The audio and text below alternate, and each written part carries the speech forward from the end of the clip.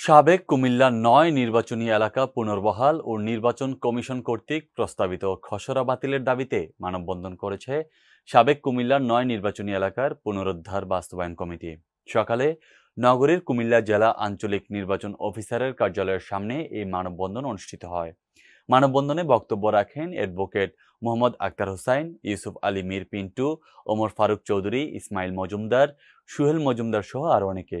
এ সময় লালমাই সদর দক্ষিণ উপজেলা ও মহানগরের ৯টি ওয়ার্ড সাবেক ৯ নির্বাচনী এলাকায় পুনর্বহাল এবং যে কোনো মূল্যে দ্রুত সময়ে এই সমস্যার সমাধান করতে হবে বলে দাবি করেন তারা।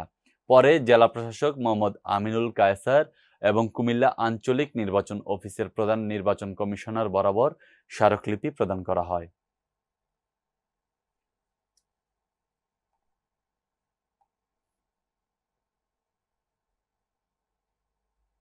বাংলাদেশ জাতীয়তাবাদী ছাত্রদলের কেন্দ্রীয় কমিটির সাধারণ সম্পাদক নাসির উদ্দিন নাসির বলেছেন, উপদেষ্টা আসিফ মাহমুদ কুমিল্লার মুরাদনগরে মাফিয়াতন্ত্র কায়েম করেছেন।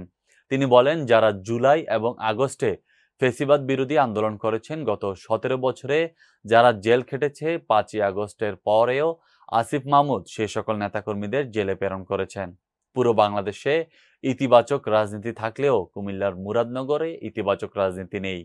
দুপুরে কুমিল্লার মুরাদনগর উপজেলার সিনিয়র যুগ্ম আহ্বায়ক নাজিম মাহমুদ সহ বিএনপি ও অঙ্গ সংগঠনের ১৩ জন নেতাকর্মীকে কুমিল্লা জেলখানায় দেখতে এসে সাংবাদিকদের এসব কথা বলেন তিনি। নাসির উদ্দিন আরও বলেন, ছাত্রদলের সিনিয়র যুগ্ম আহ্বায়ক নাজিম মাহমুদকে গ্রেফতারের খবরে তার মমতাময়ী মা হার্ট অ্যাটাক করে মৃত্যুবরণ করেন, যা অত্যন্ত বেদনাদায়ক।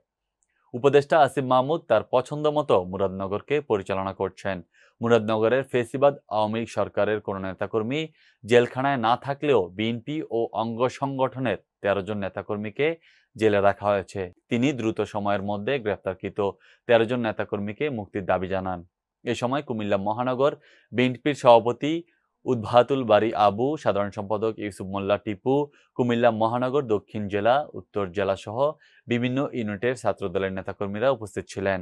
সকল নাগরিক এবং গণমাধ্যমের আমাদের যারা সহকর্মীরা রয়েছে তাদেরকে এই বিষয়টি অত্যন্ত গুরুত্ব আরোপ করা উচিত যে পুরো বাংলাদেশ একটি ইতিবাচক রাজনীতিতে থাকলেও কুমিল্লার মুরাদনগর কোনোভাবে ইতিবাচক রাজনীতিতে নেই।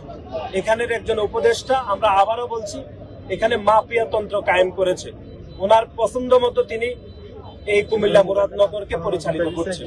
আমরা দেখলাম যে বাংলাদেশ জাতীয়তাবাদী দল এবং তার অঙ্গ সহযোগী সংগঠনের ১৩ জন নেতাকর্মী এখানে কারাগারে রয়েছে। এবং আপনারা লক্ষ্য করবেন, আমাদের মুরাদনগরের ছাত্র দলের সিনিয়র যুগ্ম আহ্বায়ক নাজিম উদ্দিন, তাকে গ্রেপ্তার করার সংবাদ শুনে তার মা হার্ট অ্যাটাক করে মৃত্যুবরণ করেছে।